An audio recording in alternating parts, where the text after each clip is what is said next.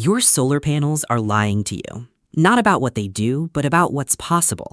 Because right now, sitting in engineering archives in a handful of research stations across the world, there is a solar technology that converts sunlight into electricity at nearly 3 times the efficiency of any panel you can buy, using no silicone, no rare earth metals, and no supply chain that stretches across 3 continents. It was proven in the 1800s. It's been demonstrated at utility scale. And somehow, you've almost certainly never heard of it. This is the Dish Stirling Engine, and by the end of this video, you're going to understand exactly why it works, why it disappeared, and what it would actually take to bring it back. Let's start with what you've been sold.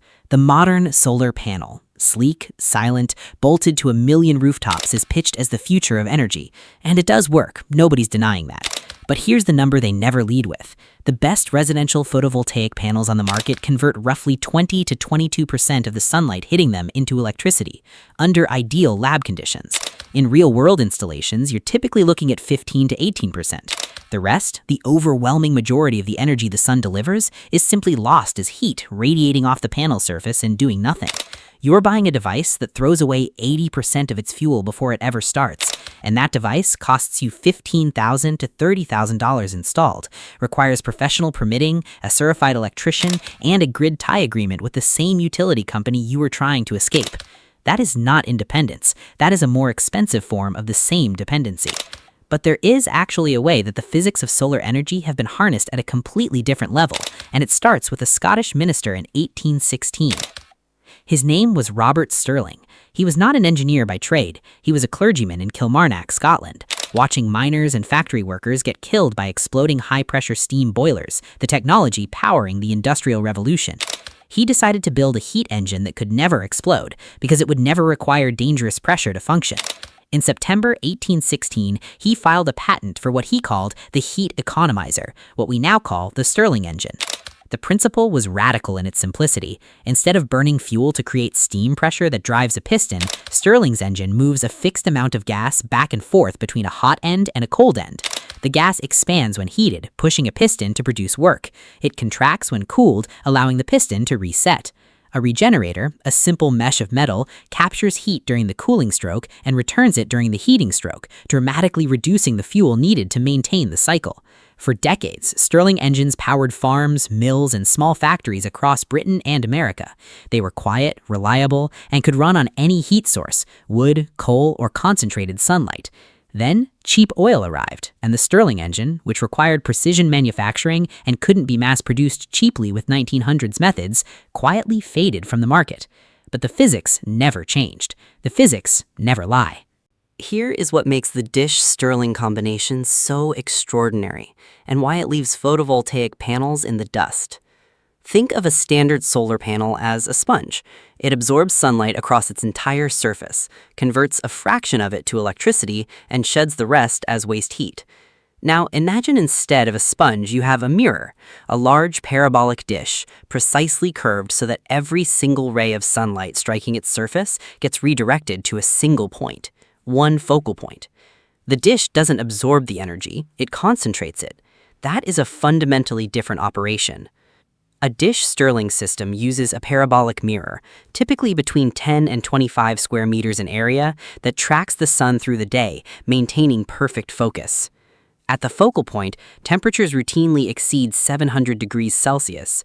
That concentrated heat is fed directly into the hot end of a Stirling engine, which sits at the focus. The cold end is air-cooled. The engine runs continuously as long as the sun shines, generating electricity directly through a generator attached to the engine shaft.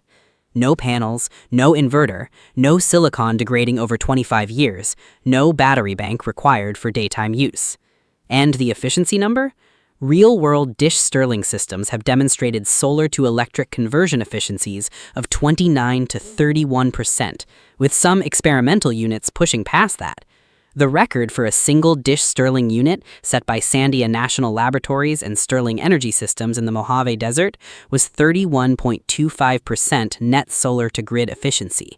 That was in 2008, with a machine, running outdoors, in actual sunlight.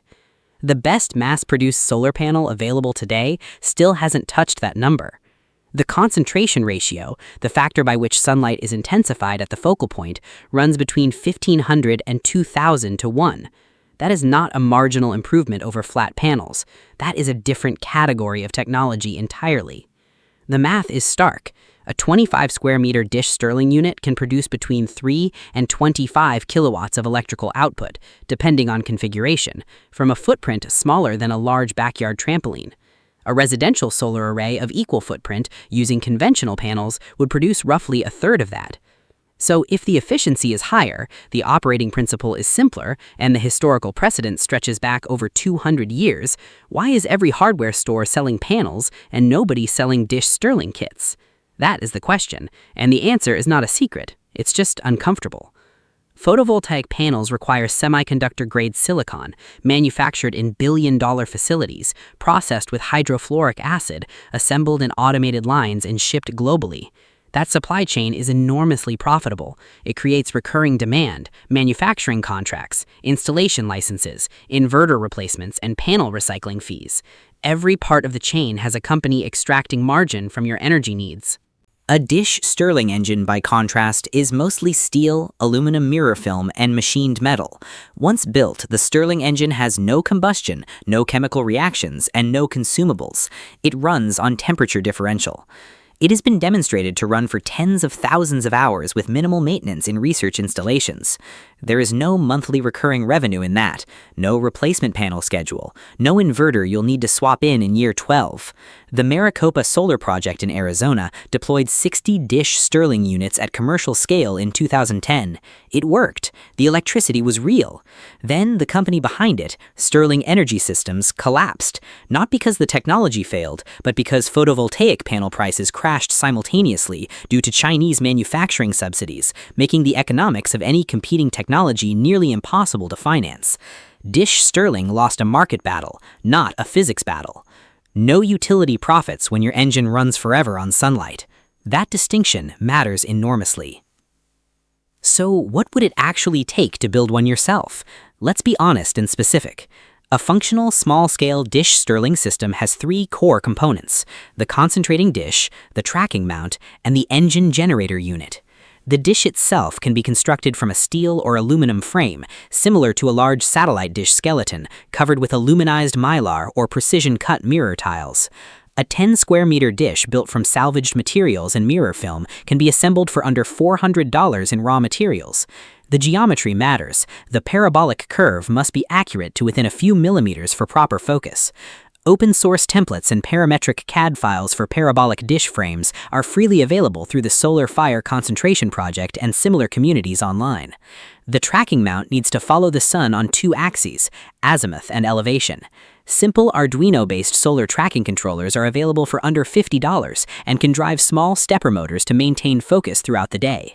The engine itself is the precision component. Small Stirling engines capable of producing 1 to 3 kilowatts can be sourced from industrial suppliers or fabricated from plans. The Gamma-type configuration is most accessible for home builders.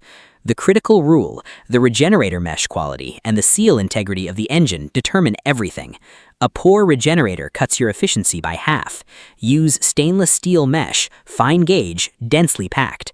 This is not a weekend project. It is a permanent installation that requires mechanical skill, a flat open space with unobstructed southern sky, and several weeks of focused build time. But the result is a system with no fuel cost, no chemical degradation, and a working life measured in decades, not in panel efficiency curves sloping downward toward 80% after 25 years. Cold climates can still run Dish Stirling effectively. The efficiency is driven by concentration ratio and temperature differential, and cold ambient air at the cooling end actually improves engine performance. The dish must be de-iced after snowfall, but performance on clear winter days can be exceptional. A lot of what this channel covers was nearly lost, not because it stopped working, but because the industry moved on to something more profitable to sell you. If rediscovering the lost art of high-performance, decentralized energy matters to you, subscribing and sharing is the simplest way to make sure this kind of knowledge keeps being found. And if you want to see how a rocket mass heater can heat an entire home through winter using 90% less wood than a conventional stove, with nothing but clay, brick, and a single afternoon of labor, then you need to watch our video on rocket mass heaters right here.